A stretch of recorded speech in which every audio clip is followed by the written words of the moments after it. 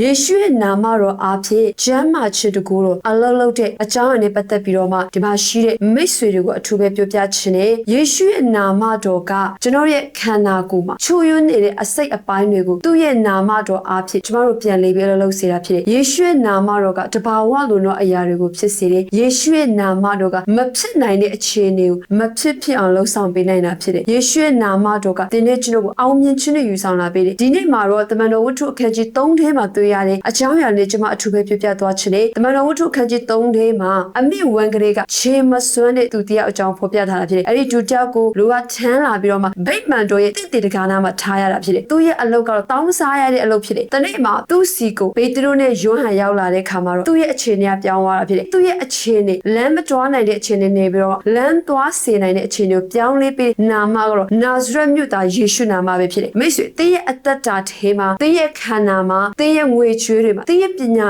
ရေးတွေမှာမိတ်ဆွေယေရှုရဲ့နာမတော်ကိုဝန်ခံပြီးတော့မှလှုပ်ဆောင်ရင်သင်မအောင်နိုင်စရာအကြောင်းမရှိဘူးဖြစ်တယ်သင်မလုံနိုင်စရာအကြောင်းမရှိဘူးဖြစ်တယ်ယေရှုရဲ့နာမတော်ကဒီနေ့ကျွန်တော်ရဲ့ခန္ဓာမှာ system တွေချွတ်ယွင်းတဲ့အရာတွေကိုလည်းပြန်လေးပြီးတော့အားပြန်ဖြည့်စေတာဖြစ်တယ်ပြန်ပြီးချီးမွမ်းရတဲ့အခွင့်ယူဆောင်လာပေးတယ်ဒါကြောင့်မှရှင်မိသားစုတွေသင်ခန္ဓာမှာဘယ်အရာတွေအားနည်းနေလဲဘယ်အစိတ်အပိုင်းမှာအားအင်ပြည့်ဖို့လိုအပ်နေလဲယေရှုနာမ၌ဆုတောင်းပါယေရှုနာမကိုဝန်ခံပါသင်ခန္ဓာမှာပြန်ပြီးတော့မှသင် system တွေကပြန်ပြီးလှုပ်လာမှာဖြစ်တယ်အဲဒါစတဲ့ဖျားရှင်ကောင်းချီးပေးပါစေအာမင်